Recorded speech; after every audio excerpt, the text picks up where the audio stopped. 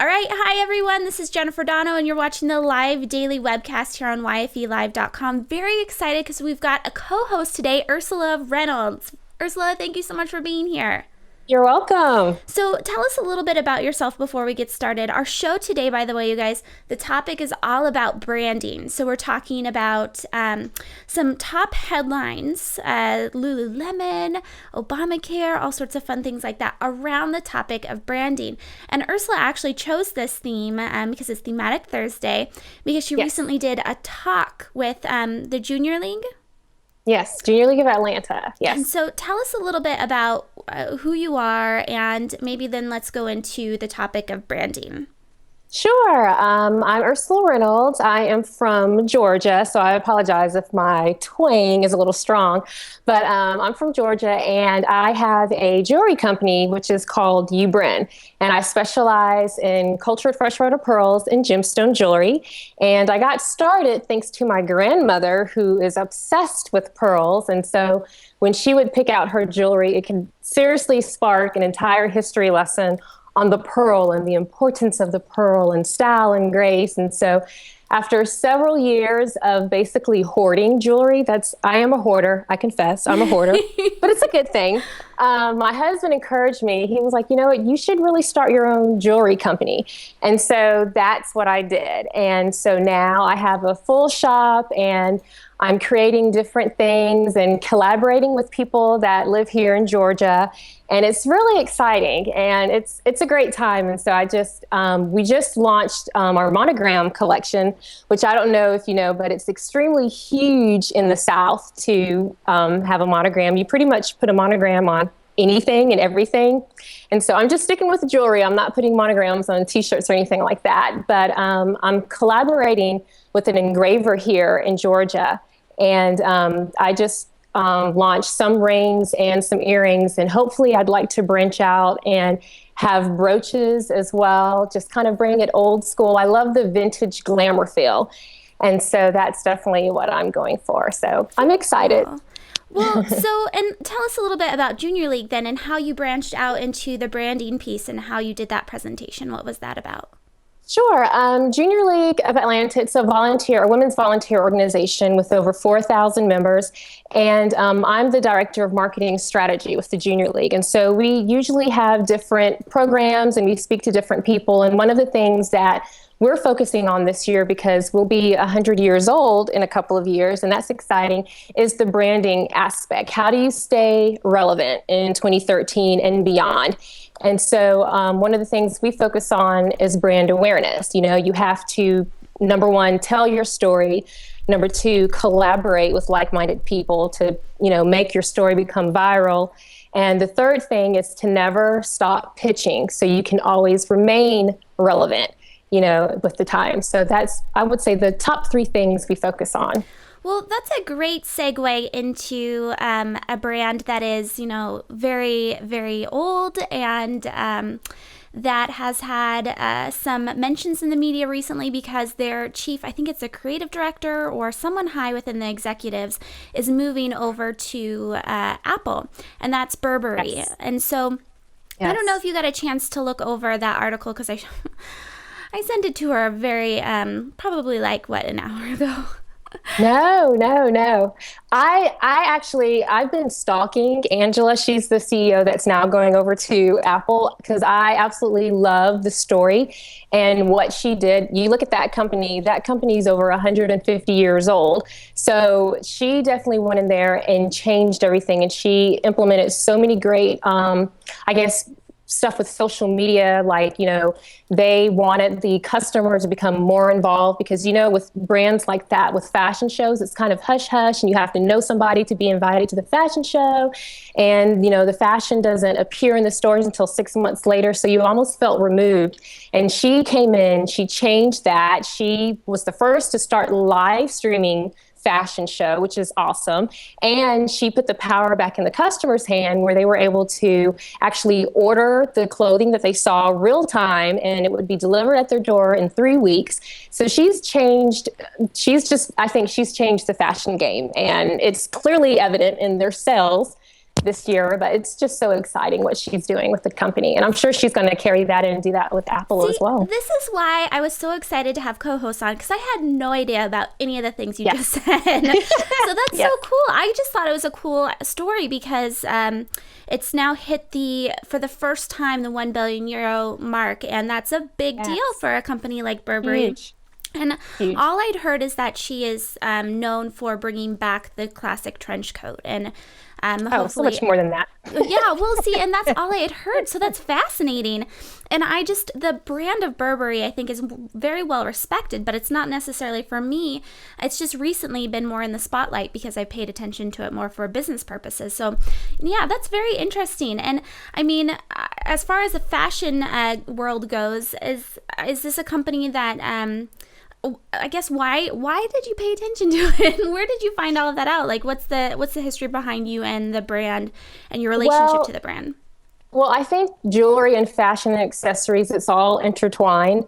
So when I was trying to figure out how do I guess, rise above all of the thousands of jewelry companies and accessory companies that are out there. And so what I started doing is I just did a little research, and I wanted to see who were the top performers and why they were the top performers and what were they doing that was different, that separated them from all of the competitors.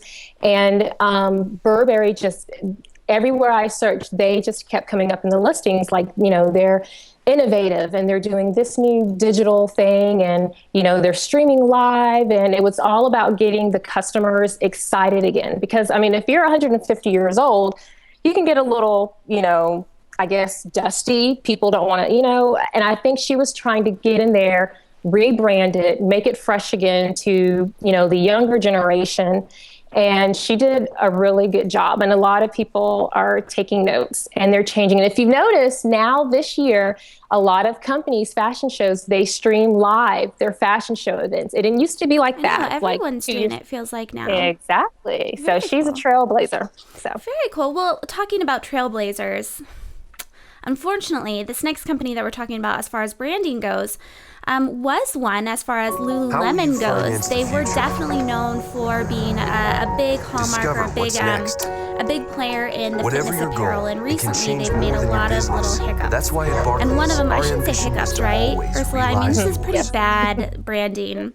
Here, What so exactly Lululemon, one of is their, this? what I Will- think of this whole story, so the whole yeah, thing you is that 60 Lululemon seconds came and out you with this can new pretty pant much do anything and after. a line of pants, Right. and the Yeah, technology it's a behind the 60-second fabric. 1-minute meditation. We really Essentially, what women compare would do is that this they form of wear it. It's the meditation same to fabric that a hard drive they've of a used in the past, but computer. they've used less of it. When So you're getting it frustrated would and your stretch, computer's and not working it was or your very smartphone revealing. isn't working, And you so power it off, you the wait a minute, you CEO turn came it out. He was on and it works. Bloomberg, and It's the he same way said with your brain. So essentially, in 1 and, minute, people you are can saying that he turn said off this, but I powered- really don't think it was. I watched the actual piece, and I'll have to link to this. I don't think he said it, but people took it as some women can't wear our pants because their thighs are too big. And so that's not essential. That's not really what he said. I think it was taken out of context a little bit. But either way, what he did was it was hurtful to the brand, because the brand is all about high quality.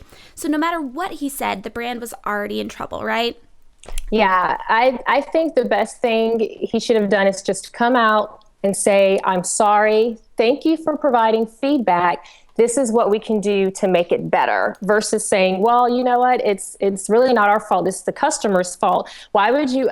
And you're right. He didn't say it's the customer's fault, but a lot of customers perceived it that way. No, he did say it was the customer's fault. If you watch the Bloomberg thing, he didn't say that women's thighs were too fat or anything like that, but he did say the pants are having this issue because of the way women wear them or use them. They use them improperly, which I think is ridiculous, because your whole brand is set to meet the customer's needs. And if your customer is doing things that are improper for the actual pant, then that's an issue. And their whole brand is built upon quality. That's why you pay $120 for yoga pants. I know. I was thinking when I read that, I was like, if the customers are deciding to come to you for a pair of yoga pants they could get at Target, Walmart, anywhere, like I said, you should say, I'm sorry. Thank you for your feedback. Let's see how we can make this better, whether it's making the cotton thicker or more, stretchy or whatever.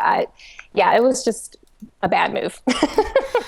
All right, so I just want to apologize to everyone in the chat. They're saying that the audio was on. That was my fault. I didn't realize that video was playing. So you probably just got an ad over what we were saying. So, but yeah, so the whole situation frustrates me, and I think what it brings it back, you know what's also really frustrating, apart from the idea that this brand is hurt for the customer, and it's not a good feeling inside for us, is that it's a publicly traded company and people purchase this stock and they're relying on it being what the brand promise is as far as quality goes, and a certain quality. I mean, it's quality across all planes, right? For this brand, it's quality of life, it's quality of health.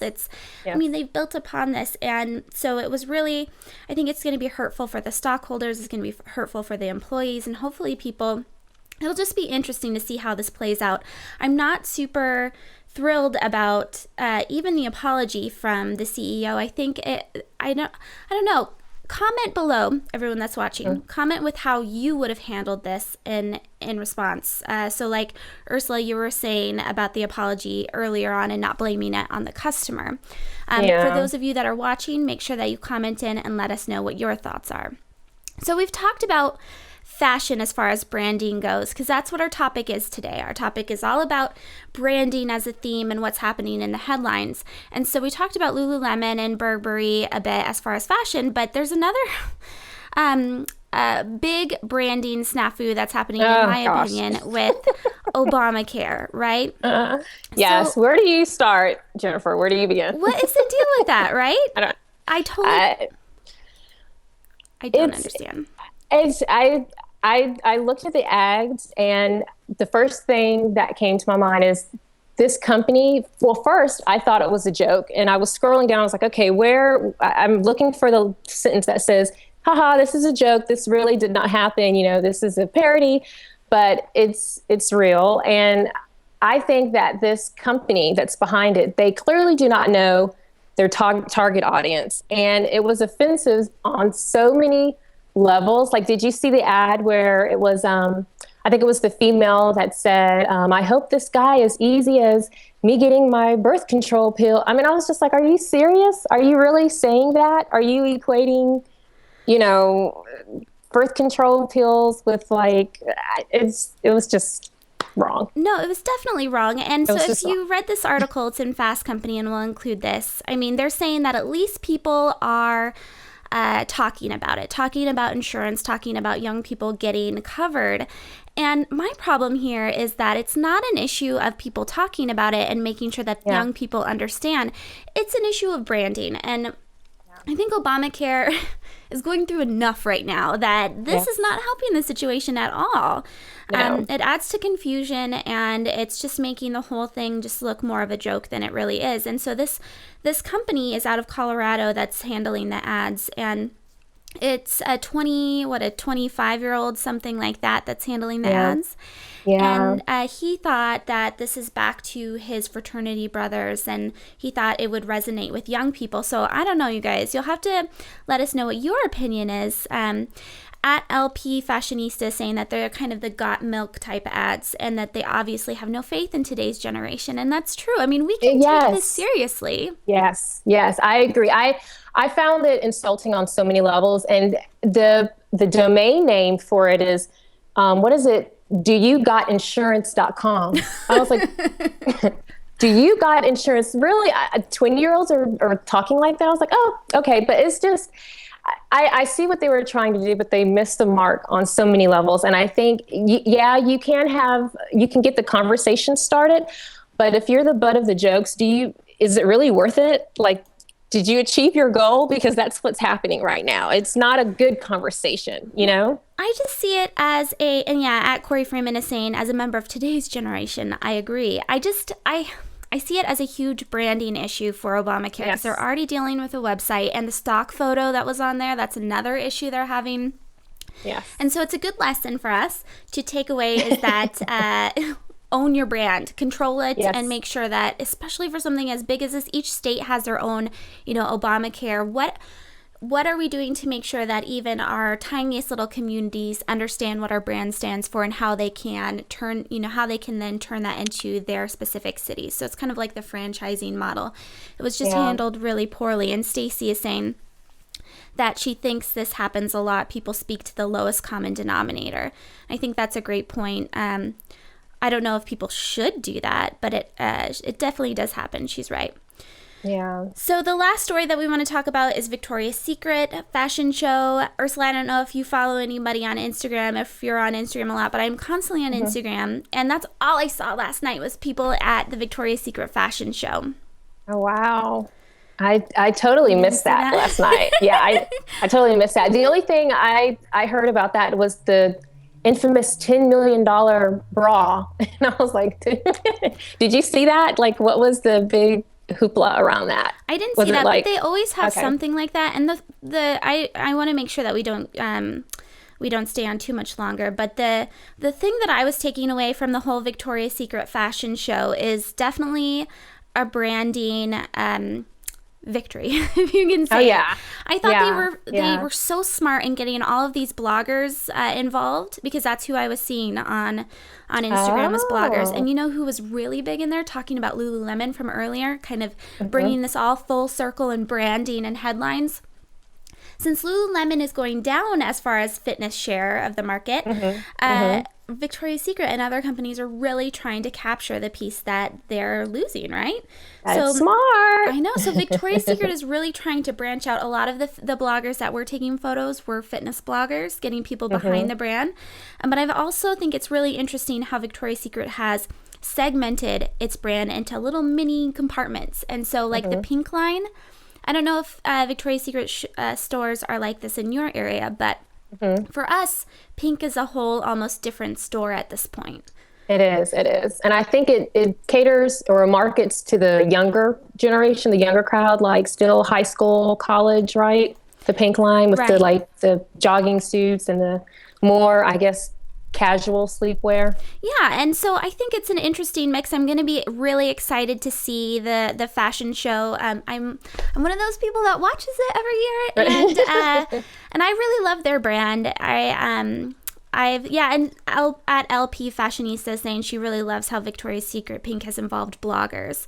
It's a smart move, and so collaboration. Exactly, yep. And I'm excited to see how they market their brand into those different segments with still making it the appeal, the glamour, the sex appeal, and the glamour still stand out while still appealing to like the fitness teeny, and I don't want to say teeny boppers, but like the out of college girls.